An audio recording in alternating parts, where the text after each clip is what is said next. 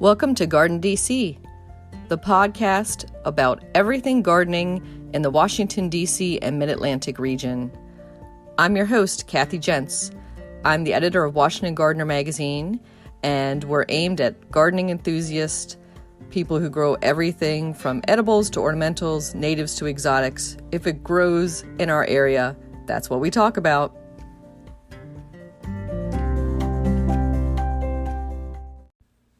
Welcome to episode 125 of the GardenDC podcast. In this episode, we talk with Ashley Thomas, also known as the Mocha Gardener and author of How to Become a Gardener, Find Empowerment in Creating Your Own Food Security. The plant profile is on Brazilian verbena, and we share what's going on in the garden, as well as some upcoming local gardening events in the What's New segment. We also introduce a new segment, The Last Word. This episode, we're joined by Ashley Thomas. She is the author of How to Become a Gardener, the face behind the Mocha Gardener brand, and a health coach. Welcome, Ashley. Hi, thank you for having me here. Great to have you, Ashley. So we're going to talk all about your new book and the empowerment behind it and creating your own food security and some of the great ideas you have in there to share some of the gardening lessons that we learn as we go from a beginner gardener right to our arc to experienced gardener and what those can teach us about life as well. But before we jump into all that, we want to talk about you, Ashley, and how you got into gardening. So I always like to ask our guests, were they born with a green thumb and chlorophyll in their veins? I love that question because I can definitively say no. Unfortunately, even though I feel like a plant sometimes, I was not born with chlorophyll in my veins. I will say that, like a garden, I just kind of evolved over time. And garden and food is connected. It's intertwined. So, the more I begin to kind of explore food and really just kind of like where my food is coming from, I kind of dove into really exploring the garden as a means of growing food. I've always been a nature person. I've always loved kind of being out, playing in the dirt, exploring amongst the trees. That I can definitively say that I have, been that way since I was very Hmm. little. Um, but being officially a gardener, no, that's kind of matured and evolved over time. Hmm. And when did you get your first garden that you could say was your own to plant in? Oh, I love that question because it's really just a sweet story. To me, it is, and maybe to others who are just starting out. Um, I remember I was in an apartment, and my husband, we were not married at the time. Well, yes, yes, yes. We were married when we came to North Carolina. This was about 6 years ago. We had a small studio because we had, just moved here, and I wanted a garden so bad. And I remember he got this little kit for me and basically purchased a bunch of different seeds for herbs that I could grow. And I was going to use my windowsill to plant a variety of herbs just to kind of have like this little indoor garden. So I like to say that that was really my very first garden. And also back when I was in college years ago, I kind of took over the greenhouse. I was doing some plant research at the time, and then I was really curious just about growing various herbs and really just kind of, how to effectively get something to grow, how to get a seed to not just germinate, but to flourish. Mm.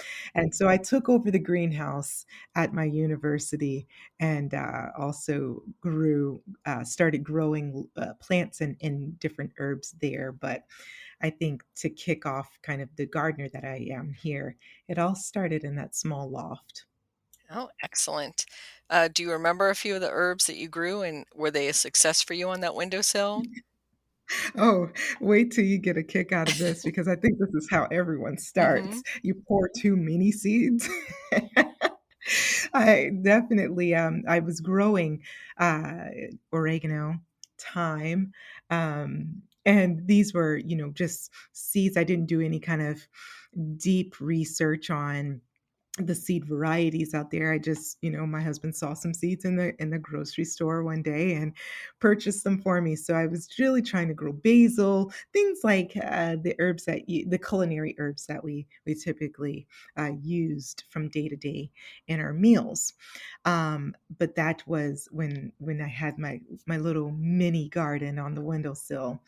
But back in college, I was growing things, some of the medicinal herbs like stinging nettle, mint, and really looking kind of at the properties of those things as my independent research. Also, grape burdock, and uh, it was just it opened up a world of really just curiosity for me, being able to kind of explore both.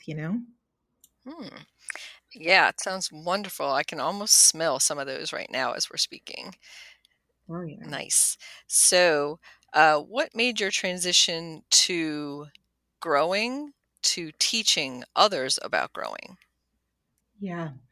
So that is where kind of you know, where my community work comes in, where what made me even start this gardening journey that you see on my social media and in my book now.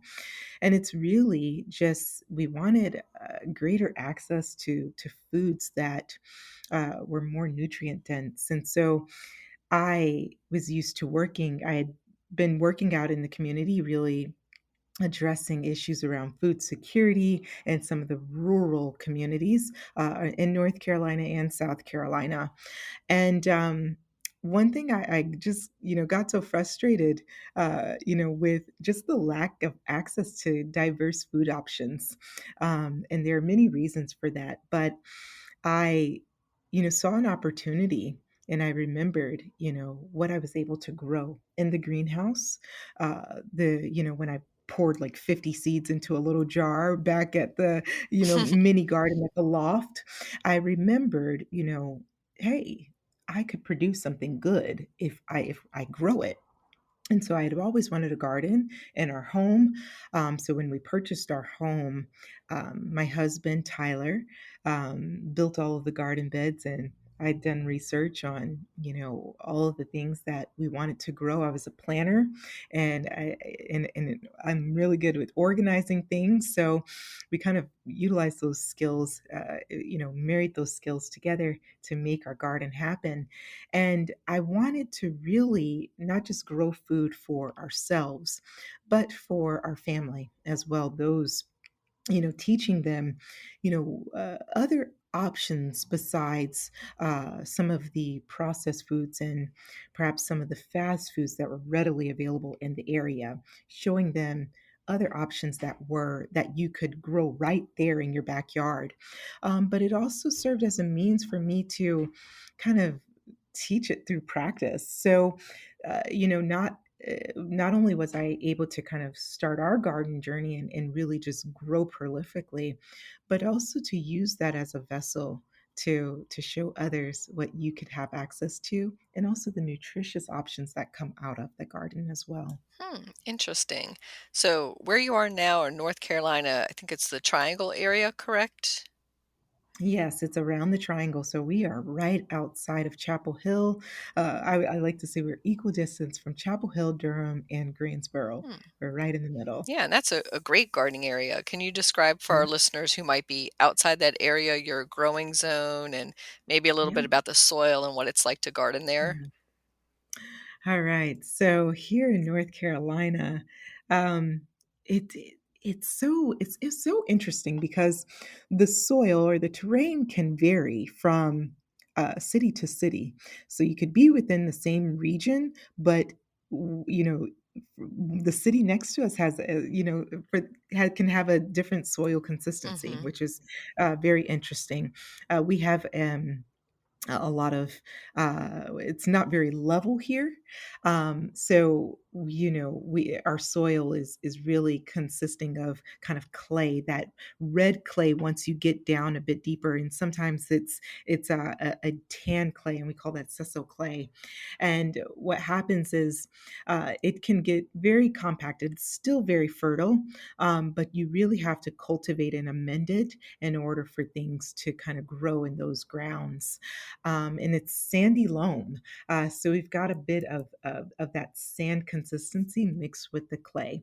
I've seen people, you know, successfully grow in ground, and you can if you amend it with compost and other amendments. But it's a fairly good terrain that we have here. Now, regarding climate, I like to think we get the best of all of the stuff. We get the heat, we get the, you know, the drops in temperature. Mhm. We don't see too much snow, but at the same time, we do get some freezing weather. So we're kind of like the best of the North and the best of the South. And that's how I like to describe North Carolina. And if you're familiar with hardiness zones, we are zone 7B. So we've got a longer growing season, fairly, you know, long, warm weather, and shorter winter weather. And it doesn't drop below, you know, 30 degrees on average. So it doesn't get too cold, but at the same time, it doesn't get like Texas hot here as well. Hmm. But you still have that humidity. We've got the humidity, and I'm sighing because I'm so glad that we're out of it. That the humidity can be brutal, because we are right here on the East Coast, so we're getting a lot of that Atlantic water, and moisture, especially during hurricane season, which is we're hopefully kind of flowing out of that. But yeah, we get some humidity, we get the tornadoes, we get the hurricanes, but at the same time, we get some pretty good spring and summer weather as well. Mhm. And pretty consistent rains, which is always nice. Yeah, yeah, and you know, sometimes as of more recently, it's kind of ebbed and flowed a bit. Our spring was a bit interesting. We didn't get too much as much rain as we have previously, but as a gardener, you kind of learn to kind of work with nature. So that's the fun in all of it. So let's turn now to your book, and I wanted to read the full name for everybody so they have it. And it's How to Become a Gardener: Find Empowerment in Creating Your Own Food Security. So it's definitely an emphasis on the food growing side of things, but you do address ornamental gardening in the book as well. I do. Yes, I address all different types of gardening, as a matter of fact, because you know there's room for all of the gardeners at the table, pun intended. Hmm. And maybe we should start with one of the first things you discuss in the book, which is defining a garden. And I've always had a very broad definition of garden, like, one pot Mm, on a windowsill, like you described, with a couple of mm, seeds. That's a garden. But mm. how do you define garden? Yeah. So yes, right. I'm one before telling kind of this story, you know, of being a gardener, you know, like what is that? Like what before we could even define ourselves, like what are we, you know, supposedly taking care of or being stewards of? So in the book, I speak about kind of this greater emphasis on the gardening of the garden representing an environment, a green environment, yes, but it is comprised of more than just plants. It's really an ecosystem. We're in it. There are microorganisms in it. There are, you know, birds. There are, you know, all types of things that makes a garden what it is. And so, um, when we think about, you know, kind of all of these components in this one space, what it takes to get all of these things to thrive, That's what I think of as a garden. Garden, we sometimes we hear that it can be, this space that you can grow flowers or um, many different types of garden styles and Mhm. vegetables, whatever it may be.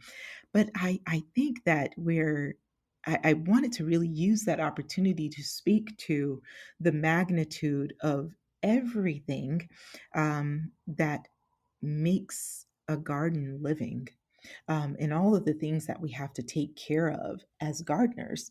And so, we think about soil health. Like, why is that even a thing? There's so many different life forms in the soil. There are so many different life forms in the air. There are so many things that are working in harmony with one another to really create this beautiful space that we call a garden. So I spent some time really doing a lot of research in understanding, what a garden is, and really what is our role in the garden. And how do you define your role in the garden? Yes. Well, seeing that I believe that everything has a place in this world, a garden is very intentional, and how we as gardeners should govern ourselves is with intentionality when we enter this space. And as a gardener, I am a steward. We are all stewards. It's so interesting because we can get things to grow, but we are not the creator of those things. So we are simply here to nurture and cultivate and be a good steward over what already exists. And so when I think about myself as a gardener and when I enter this space, I want to be cognizant of everything that is working together. For the good of this space, and for the thriving of this space. My role is to be informed. My role is to be empathetic. My role is to also, be as resilient as everything else in that space. So, as a gardener, that is what true stewardship is. It's respecting that I am no better than any other organism in the garden. I may be complex, physically, but I think that everything has its own complexity. So there is there's a virtue to kind of being a gardener and recognizing kind of this humility that we should have when working with anything in our green spaces. Hmm. I'm glad you used the word humility, Ashley, because I think that is one of the chief things gardening teaches us, right? we we have all the intentions, all the big dreams, and things happen. Weather happens, seeds don't germinate, something that we had such high hopes for crashes down, and that's out of our control a lot of the time. Yes. And Kathy, you speak about things being out of our control, and I think that that is one of the most profound things that the garden teaches us is that, what does control look like, and what should it look like? Um, I, know that there was one season a couple of years ago. I think it was Hurricane Maria came through and really just did some damage to our garden. And I remember things were just growing. I was so excited to harvest things, and our I had seed trays started for succession planning, and at the time I didn't have a sturdy little greenhouse, but um everything, that we had some serious devastation. But it was in that moment that I realized, like, this is nature. And sometimes as humans, we want to control things in nature. We want things to go our way. We want a certain outcome. But I think the harmony, living in harmony with the life around us, teaches us that even when things don't go as planned, work with it. You know, that's resilience. And that is the resilience that I like to speak about when I am in the community as well. Hmm. Yeah, I think humility being a great lesson and giving up full control is another great lesson. And when you talk about resilience, I think there are a lot of, I'm going to call them ex gardeners out there who have thrown up their hands and just given up. And it's so, heartbreaking to see sometimes. Sometimes it's caused by deer move into their neighborhood and devastate their garden, and they're just like, I put so much work into it, I just can't stand to see this devastated again. Or as you say, a big weather event like a hurricane coming through and not restarting. So what is that little key of resilience in you that makes you want to restart from scratch, even with in the face of things like this? Yeah. Well, I think when you think about what's the alternative, either you don't, Hmm. perhaps it's just disappointment that we want to avoid. But see, I think it's a quote by Albert Einstein, and maybe it's someone else that speaks about insanity. Insanity is doing the same thing over and over Hmm. again and expecting different results.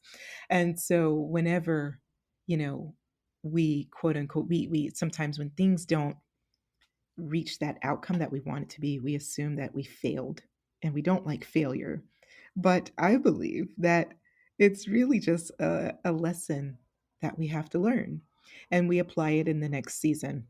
And so, as gardeners, when things don't go our way, or even for for the ex gardener, it's really just kind of reconciling. Why be afraid of disappointment? That's part of that's the fun. Hmm. The fun lies in the lesson of recognizing that, ah, nature's bigger than us, nature is complex, and that's okay that we don't understand it all. But you gotta keep pushing. You gotta find a way to, even if it's a small step to get back in. I think it's really just building the determination that, why did I begin this in the first place? And I speak about that in the book, finding your why, uh, understanding why are you why did you build a garden, why are you a gardener, why do you love this, why are you in nature. And once you understand your why, oh man, it gets tough for failure to kind of keep you down for too long. Yeah. Hmm. Yeah, I can see drawing on that why, and that's a great lesson. So go back to that first passion of, why did you stop at that garden center and buy that flat of pansies? Like, what made you do that the first time? And maybe when you recall that, that gives you the extra burst to come back and have more energy and to plant those out again. And I was just going to say another lesson in what you were discussing was that you are not daunted by hard work. So that's something I think a lot of people, they want to skirt around it, but frankly, it is hard work at times, right? Yes. Oh, it's it's hard work many times, but I think when you it's worth the work, and it's worth the work because it's kind of like exercising. Maybe perhaps some people like the feeling of pain in their muscles and and the sweat and the tears and really pushing yourself to the limit. But your motivation is most like, I know that this is good for my health. I know that I'm going to get the body that I want, or whatever it is that you're working towards. And it's similar to gardening.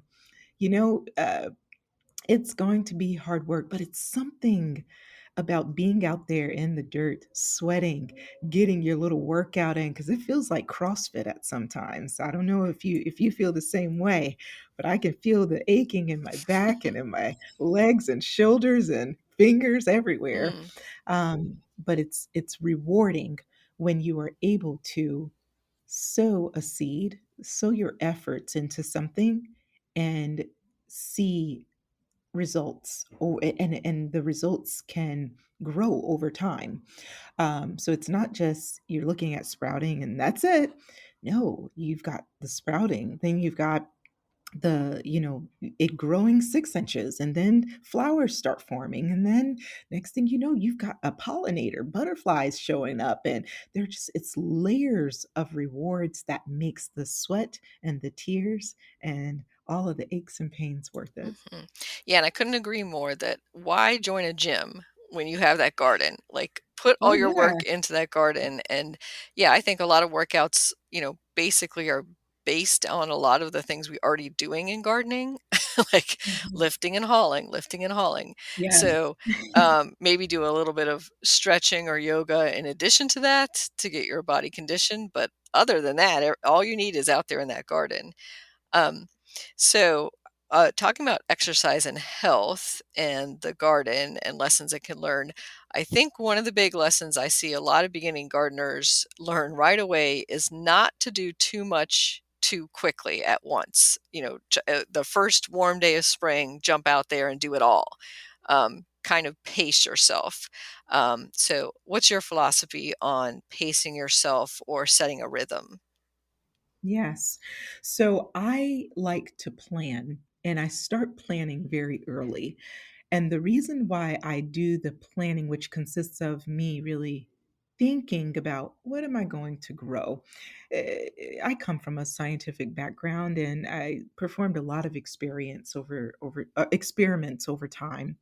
And one of the things that I used to practice is, instead of doing everything, trying to compile all of the information and trying to execute everything in 1 day or 2 days, how about stretch this over time so that over time you're kind of executing gradually.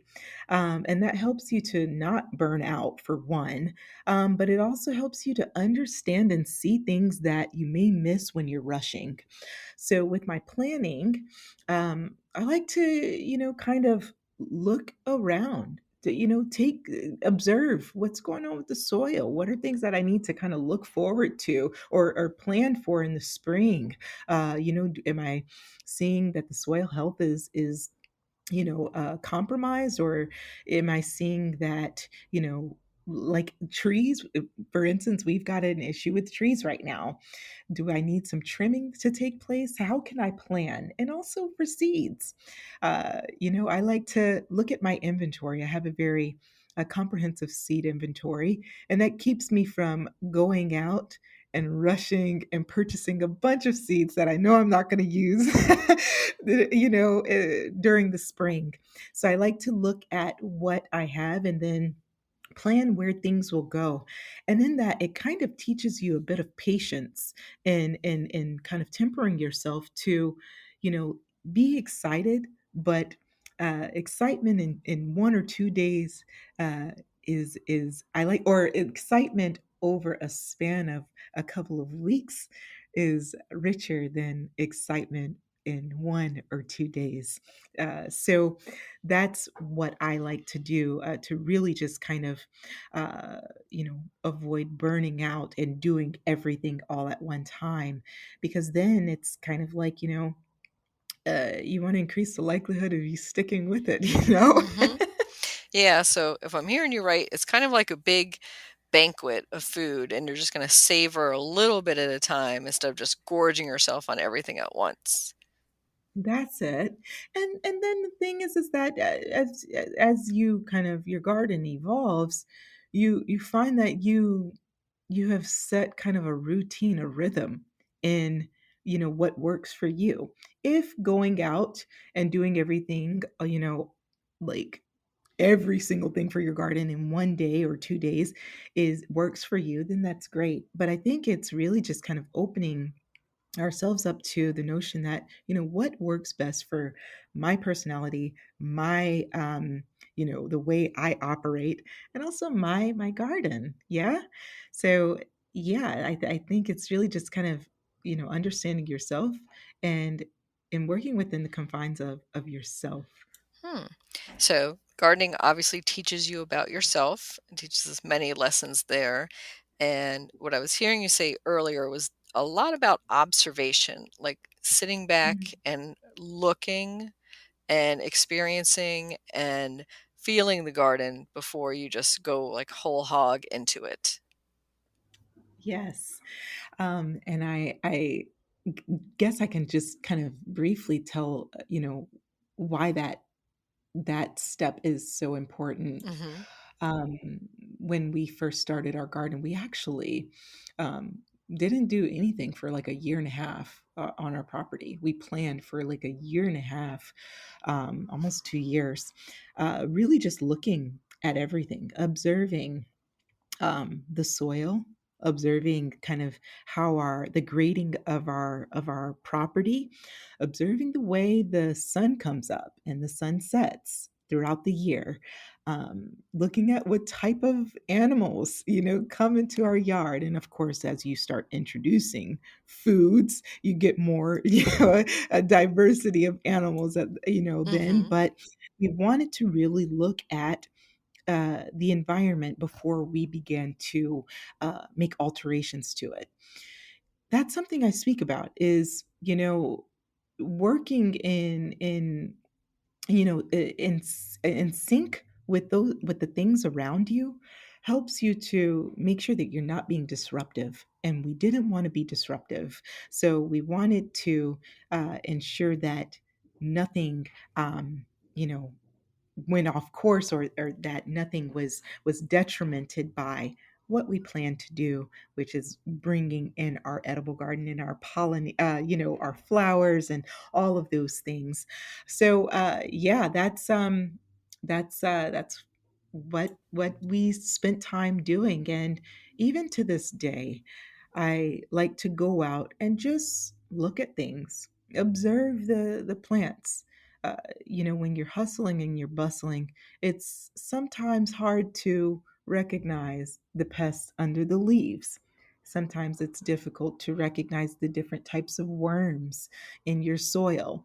But when you take time to just slow down and really look at the space that you're cultivating, it helps you to become more informed. It helps you to, understand what it is that you're growing. Mhm.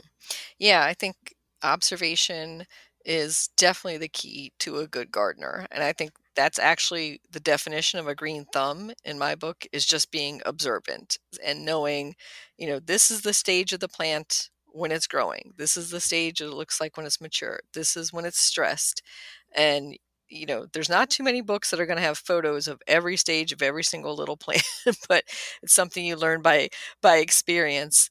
And so you were talking about waiting a year or so before planting, and that's something I advocate a lot for new homeowners is to sit back and watch and see what's actually in their landscape because, you know, bulbs come up, a peony garden could be under there that you didn't know about and you just dug it all out the second you moved in because you just wanted to go at it right away. So that's I think circling back to the lesson of patience and waiting, and a year sounds like a lot for some people. Like, "What? I can't start my garden now." Well, you can start planning your garden and observing and looking and seeing where the best place for that will be because where you think your vegetable garden should go, maybe for your convenience, is not where it necessarily is gonna be the best for the plants.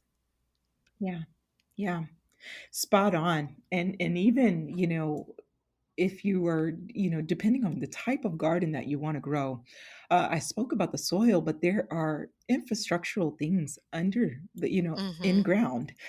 There are power lines. There are things that you want to understand the history of your property. If what types of things were done on the property. Was someone just pouring all types of harmful chemicals and pesticides, because that can affect what you put down Mhm. in your garden. So really taking some time to observe, like you said, observe what's going on your property, but that also prepares you as a gardener to be a bit more patient, and a bit more patient with your plants, a bit more patient with the animals and the insects that you interact with, but also patient with yourself. Mhm. Yeah, and I was gonna say, get to know your neighbors a little bit and ask them what they observed. So, what was Mhm. planted here before? And they might say, "Oh, I remember this used to be a cornfield." 4 Yeah. generations ago, or I remember this, and it's always interesting to hear, and sometimes you'll even hear something surprising like, "There was a creek going through this," and you're like, Yeah. "Oh, that explains why it's always wet back there." Yeah. Mhm. Yeah. So, in your book, I definitely want to have you expound a little bit on what's chapter 6 is titled Freedom Through Food: The Power of Homegrown Food for Holistic Wellness. So, could you talk about that for a little bit for our listeners? Yes. So I don't know. Sometimes when I've gone back through my book, I look at some of these things that I poured a lot into really researching this and pulling from life experiences, but also, other experience from others. All along the spectrum of experience as a gardener. But with freedom from food or freedom through food, it's really about kind of this teeing up this idea of what you gain when you have that autonomy of being able to choose the foods that you eat. And what I find that gardening offers is the ability to choose. I think we can all go through the catalogs, the seed catalogs that some of us get every season or once a year, and there are so many options for really good food that you could grow. And freedom of food speaks about kind of this idea that you know it doesn't focus on the lack, but it focuses on the opportunity. And that's one thing that when I'm coaching clients, really just reframing how we view, disparities, how we view access to something that we need, access to things that we want. And there's freedom in being able to, you know, decide for one be informed about what it is that your body needs. There's freedom in being able to work with the environment and the resources that are around you to kind of create that access to the things that you need. And in this case we're speaking about food, but there's also freedom in being able to understand that you're giving your body uh, your environment, goodness to thrive. And I don't know about you if you've ever eaten something or been in a situation or an environment that just doesn't sit well with you. It doesn't make you feel good. It actually feels kind of like bondage. Mhm. But when you are, you know, recognizing when you are able to access uh, the things that helps you to thrive, it sets you free. It sets you free in all capacities, mentally, physically, and emotionally. And that's really what I feel, and perhaps what other gardeners feel when they're able to, consume something so fresh out of their garden. And if you don't have a garden and you've been in another space where you've seen food growing, what that's like, it's liberating. Mhm. And as you say, empowering as well to be able to do Yeah, that for yourself. And one thing I think a lot about is how a lot of us have a scarcity versus yeah, bounty mindset. So if you come from that yes. scarcity mindset where everything is lacking and you really need this and you really need that and there's not enough to go around for everyone, that's going to be really hard, I think, to translate in the garden because I feel like the earth gives so much and is so bountiful to us, and there's always more. There's always seeds to share. There's always tomatoes to give away, in my opinion. Love that you brought that up because that's really the essence of empowering people, or in being an empowered gardener, period. Um, I can definitely say that I have not, come from a very privileged background, but I have, and by privilege, let me define that. I've been in food insecure situations. I've been without before. But sometimes you get sick and tired of being sick and tired. Does that make sense? Where you say, I don't want this to wait to come to me. How can I get it myself? The empowerment comes when you start to, even if you are in that scarcity mindset, or even if you're unaware that you are there, it's being able to shift and say, how do I get what I need? How do I go after that? And what do I need to do to get there, or to get that thing? That is empowerment. And that is what I want to encourage, others to do. Some of us are not born into kind of this empowered state, and typically it takes kind of adversity to get there, because in order to become empowered, there's an element of resilience where you're not just you're not content with being in lack or staying in the mindset of lack, but how do I get to abundance? And if I don't have access to it, how do I create it for myself? Yeah, I can totally relate. I think it wasn't till I was really hardcore gardening, like Mhm. really crazy gardening, that that abundance switch went off in my brain. And I think I always had that scarcity mindset. And Mm. then one day I was like, wait a minute. This just keeps, the more you give into it, the more you get out of it. The more Yeah. you give, the more you get. And that just grew and grew, no pun intended, of course. There's so many puns with gardening. Yeah, it's hard. It's hard, and then so many analogies in real life come from gardening, and, Yeah, it can open a page in the Bible, and there's a garden metaphor in there. absolutely. So Exactly. definitely. So, want to also go back to your book and talk a little bit about chapter 7, lessons learned, virtues learned as a gardener, to wrap up our conversation. And we talked a bit about patience. And I want to go back to respect. You had mentioned that earlier, and I almost feel like that part reminds me a lot of when a chef says, this was made with love. And you're Yeah. like, how is that an ingredient? What is how is Mhm. that different? I'm tasting both these two pies, but this one's made with love and this one's not. What is the Yeah. difference there? And that's almost to me like you're saying garden with love, garden with intention. Yes. And back to this is kind of bringing this full circle, and that, what does respect look like in our gardening journey? Respect is twofold. There's respect of the external, but there's also respect of the internal. It's hard to give respect to something if you don't have respect in yourself, within yourself, and for yourself. Hmm. So there's this lesson that gardening can, you know, teach you to appreciate, and really respect every element of this journey. But that gardening can teach you to really respect every phase of your journey, whether you are purchasing your seeds and doing your research, and being cognizant of what you're purchasing and where your resources are going to procure those seeds, but also what you decide to bring into your space.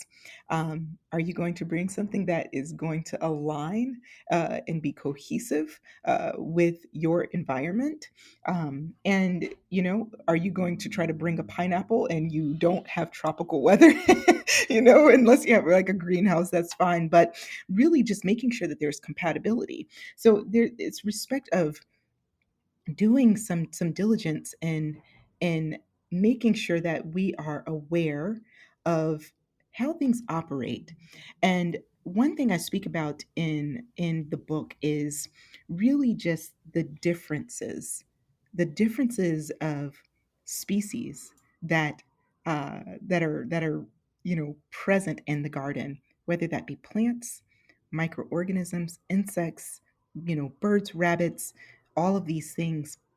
When you have respect for everything and you realize that everything has its place, you're not interested in trying to destroy things. You're not interested in trying to, eliminate it for your own satisfaction.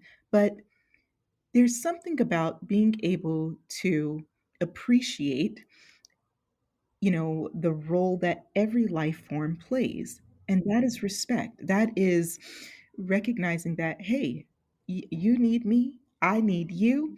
We're going to work together. I need you to, Mhm. lay off of eating my kale, but I'm not going to do so in destroying, this species and everything around it. But at the same time, in learning how to extend that grace and that respect to others, you'll find yourself treating yourself the same way. When you look into the mirror, being gentle with yourself and recognizing that you too have a role in this earth as a gardener of the community, or a steward of the community, as a steward of this earth, and as a steward of your growing space. Uh, you won't. You're not so tough. You don't, speak down, or speak death on yourself. You're mindful of the evolution of you. So as we're becoming a gardener, there's, sometimes we think about a gardener and our role in the garden, but there's an evolution that has to take place within ourselves. And I highly, I really emphasize, some of those virtues that we kind of learn about ourselves as we become gardeners. And then there are, of course, some of the more technical garden things that we also learn as well. And the key word I heard in there was appreciate. Appreciating those differences, Yes. appreciating what others bring to the garden, Mhm. and those who have come before and who have taught us lessons, and those who are going to teach Mhm. us those in the future. And I think appreciation brings us to maybe our last lesson of gratitude. And how do we Yeah. practice gratitude in the garden? Mhm. Man, gratitude is something that, I've learned to, really implement, from day to day. So gratitude is simply acknowledging and giving thanks to your garden, to everything that is and that works and that lives in the garden. I am, there are things that I am afraid of, and I speak about kind of this phobia that I have of frogs. But I give thanks to the frogs because they are an indicator species. I give thanks to the things that I don't like because, in some way, shape, or form, it is needed in that space. But at the same time, it's also teaching me, to be a better human, to be a better, organism in the ecosystem. Uh, Giving thanks to the plants for exerting the energy and producing, and working with you. It could have died no matter what you've tried to do, and sometimes they do, and you give thanks for that experience as well. There is a saying that I like to really think about, and it's counting it all joy. uh, Making sure that, you know we're mindful of kind of these tangible and intangible things that happen around us and in the garden, and being thankful for it. I also, there's a quote that I used in the garden, that it gratitude unlocks the fullness of life, the fullness in our lives, but also the fullness in the life forms in the garden. And I believe that. And when you speak life and when you speak gratitude to these things, you have a thriving, you thrive as a gardener, and then the space around you and everything that you become a steward of can thrive as well. So really just making sure that, we give thanks to the things that are produced in the garden, our food, being mindful of food waste. Gratitude helps us to, you know, appreciate every little thing. I don't know about you, Kathy, but I like to try to eat, consume as much Mhm. things as possible, and we get creative over all of the various things that are the various fruits and vegetables that we grow, and we want to make sure that we are appreciating and really savoring everything that our hard work has produced. So no matter how small or how large a thing is, uh, give thanks to it, Mhm. and it you'll see, a whole world just kind of blossom. So true. And yeah, I think the more you garden, the more conscious you become of food waste. Yeah. If I see walk by a garbage can and I see somebody's throwing out half their lunch, it's like so upsetting sometimes because I'm like, do you know how hard somebody worked to grow that for you and create Yeah. that meal? So yeah, it really turns that aspect of eating on in your brain that none of this should go to waste. And if Yeah. anything, compost it. Don't just throw it away. Yeah. Yeah. So, how can our Absolutely. listeners get your book and how can they get in contact you perhaps by social media? Yes. So again, the title of my book is How to Become a Gardener, Find Empowerment in Creating Your Own Food Security. And that is available for pre-orders on Amazon, Barnes and Noble, Books a Million, really all major retailers right now. But it will be available in person, and the launch is actually November 1st. So really about a week and a half or two. And I welcome, anyone to reach out to me via social media at the.mocha.gardener on Instagram, or simply the Mocha Gardener on Facebook. I love communicating and just, conversing with people. I love connecting. And if you have any questions, I enjoy talking about these things. So uh, it goes hand in hand with really just kind of promoting community, and we're all a community, so I welcome you to please message me, and or engage with me on social media at those on those platforms. But thank you very much for supporting. If you have purchased my book, or if you plan to purchase, thank you. So exciting about the book coming out soon. That's fabulous. And Thank you. so, any final thoughts for our listeners? Maybe somebody who has given up on gardening, what would you say to them? Hmm.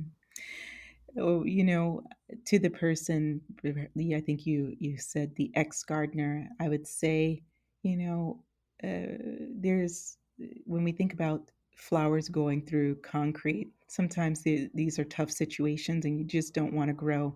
But resilience, find your why, and really focus on that why and why you did it in the first place.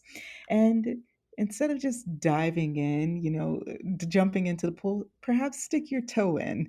Take a small step back into it.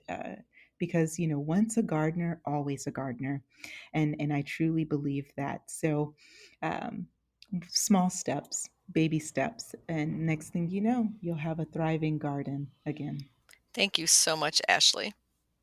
No, thank you. It's really been an honor to be here, and thank you for inviting me here, Kathy.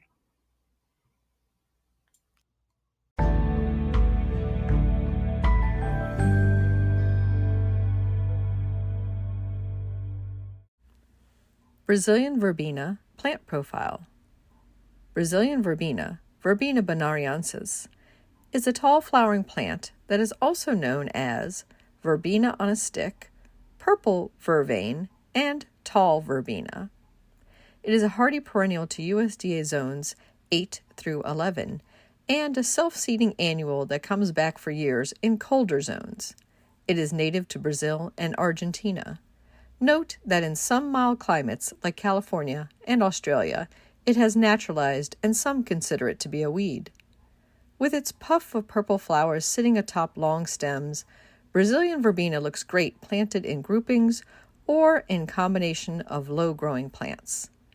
It requires full sun and well-draining soils. It is drought tolerant once established, as well as deer and rabbit resistant. The flowers are attractive to butterflies and hummingbirds. Brazilian verbena is also excellent for cut flower arrangements. A few new cultivars are on the market. Verbena bonariensis Purple Haze has 1-inch size balls of flowers at the top, and Vanity is a more compact version than the straight species. It is very pollinator friendly and has a subtle evening fragrance. Brazilian verbena. You can grow that.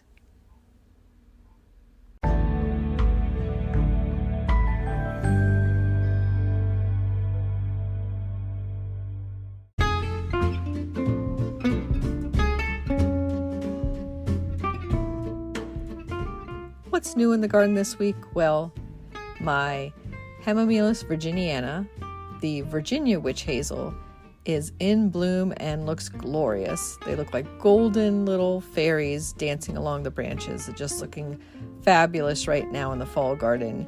Over at the community garden plot, we are still picking okra and peppers and a few last cucamelons.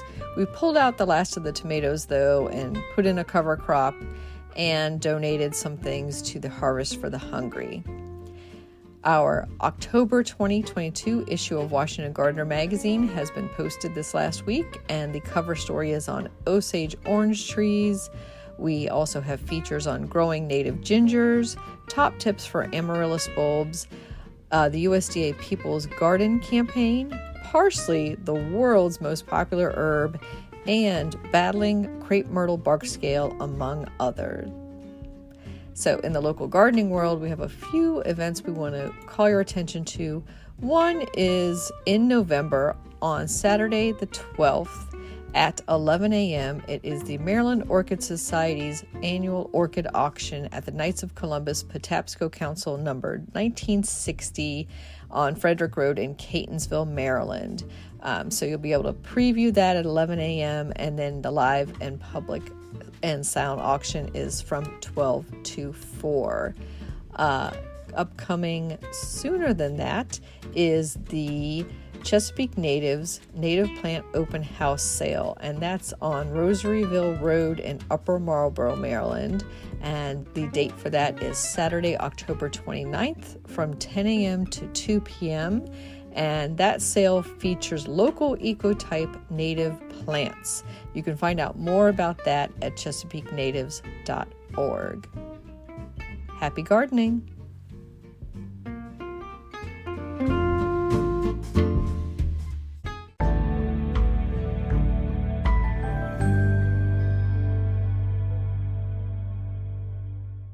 In the new book, The Urban Garden by Kathy Jentz and Terry Spade, you'll find dozens of inspiring and creative ways to grow flowers, shrubs, vegetables, herbs, and other plants in small spaces and with a limited budget. Whether you want to grow on a balcony, rooftop, front stoop, or a tiny urban patio, turn your growing dreams into reality and build a gorgeous and unique garden that showcases your personal style while still being functional and productive. With the ingenious ideas and resourceful tactics found here, you'll be maximizing yields and beauty from every square inch of your space while also making a lush outdoor living area you'll crave spending time in. Whether you're growing edible plants or beautiful flowers, the 101 amazing growing ideas found in the urban garden will turn your tiny urban yard into a treasure trove of green you'll be proud to share with family and friends. Buy your copy today at your local retail bookseller or order it online now at Amazon.com or bookshop.org.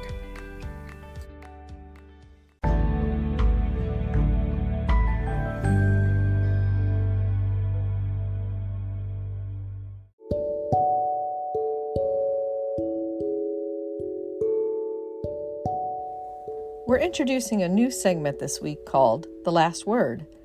I'm inviting anybody who has anything they'd like to share about gardening to send in an audio file to me at kathyjentz@gmail.com, and we'll share it in an upcoming episode.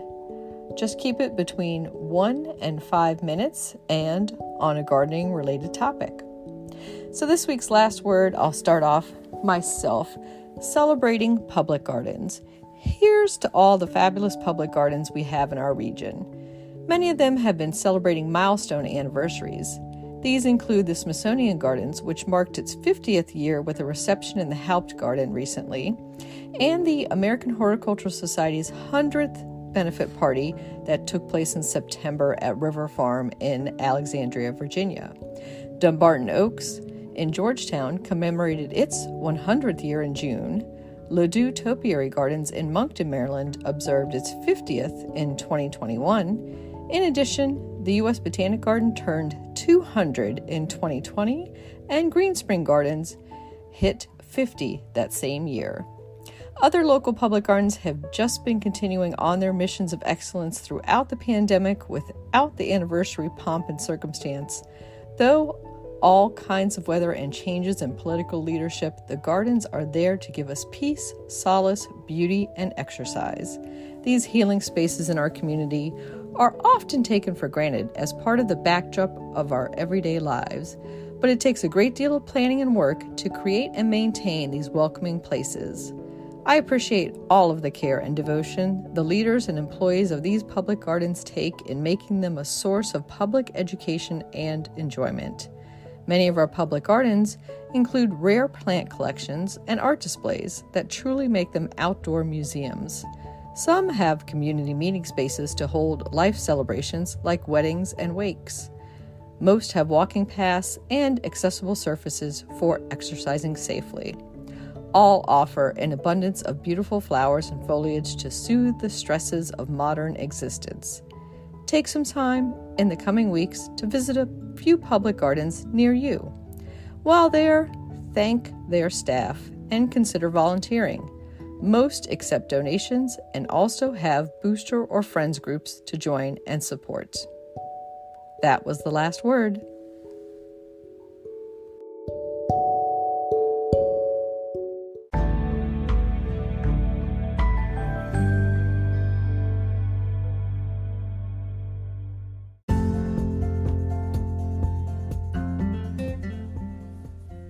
Thank you for listening to GardenDC.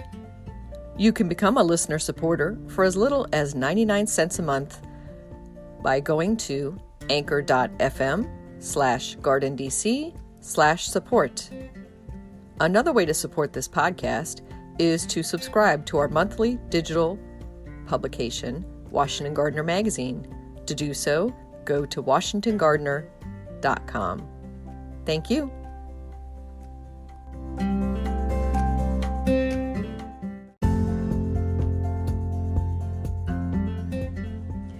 You can find Washington Gardener online at washingtongardener.com, on Twitter at WDC Gardener, on Instagram at WDC Gardener, and on Facebook.com at Washington Gardener Magazine.